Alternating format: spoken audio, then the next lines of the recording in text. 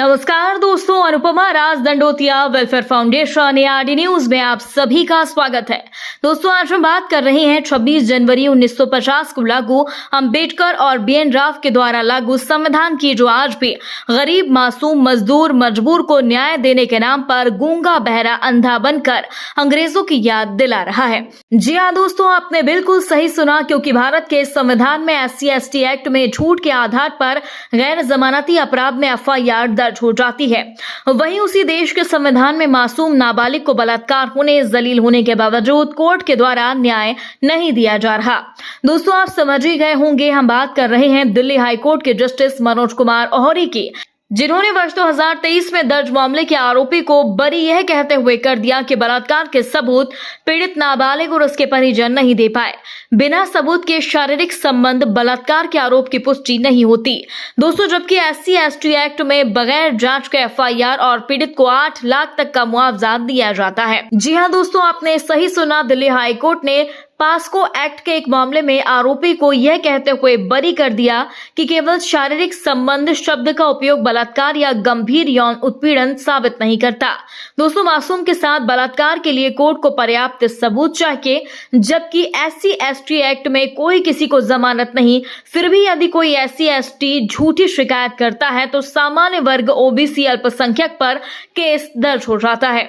दोस्तों, आपको एक बार फिर बता दें, हम जिस मामले की बात कर रहे हैं वह पॉस्को एक्ट के तहत 2023 में दर्ज हुआ था और पीड़िता 16 वर्षीय थी। तब मुकदमा दर्ज कर आरोप लगाया गया था। पीड़िता के चचेरे भाई ने वर्ष 2014 में शादी का झूठा वादा कर 1 साल तक उसके साथ शारीरिक संबंध बनाए और शादी नहीं की, जिसके आधार पर निचली अदालत ने दोषी करार दिया, सजा भी दी। पर दिल्ली हाईकोर्ट ने आरोपी की अपील स्वीकार करते हुए कहा, अभियोजन पक्ष का मामला केवल पीड़िता और उसके माता पिता की मौखिक गवाही पर टिका था और कोई फॉरेंसिक एविडेंस रिकॉर्ड नहीं है। शारीरिक संबंध शब्द का उपयोग ना तो IPC में है और ना ही पॉस्को एक्ट में परिभाषित है, इसलिए आरोपी की दोष मुक्ति कर उसे बरी किया जाता है। दोस्तों, दिल्ली हाईकोर्ट के एक जज के घर बेनाम नोट जलते हुए मिले, जिसमें राज्यसभा स्पीकर जगदीप धनखड़ को इस्तीफा तक देना पड़ा था।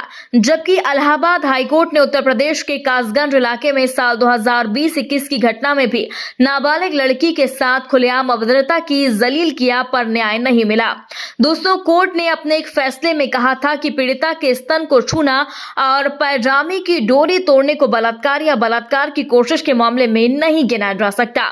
दोस्तों, दिल्ली हाईकोर्ट के जस्टिस मनोज कुमार ओहरी की अदालत ने जो मामला सामने आया वह उसमें नाबालिग के साथ दुष्कर्म हुआ या नहीं स्पष्ट नहीं किया गया, सिर्फ दुष्कर्म हुआ, यानी पीड़िता ने शारीरिक संबंध से क्या समझा, यह उन कानूनी शर्तों को पूरा करता है जिससे मामले को यौन उत्पीड़न माना जाए।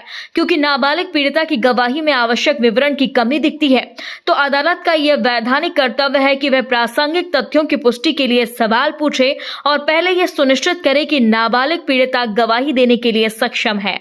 दोस्तों, दिल्ली हाईकोर्ट जज यही नहीं रुके, उन्होंने कहा, अभियोजन पक्ष अपनी जिम्मेदारी ठीक से नहीं निभा रहा तो अदालत मूक दर्शक नहीं रह सकती और उन्हें मुकदमे में सक्रिय भूमिका निभानी होगी।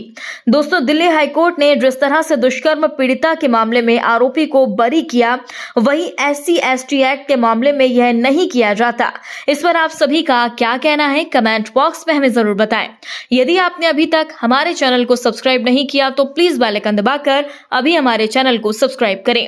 अगली ताजा खबर के साथ हम आपके बीच एक बार फिर हाजिर होंगे। तब तक के लिए नमस्कार, जय हिंद।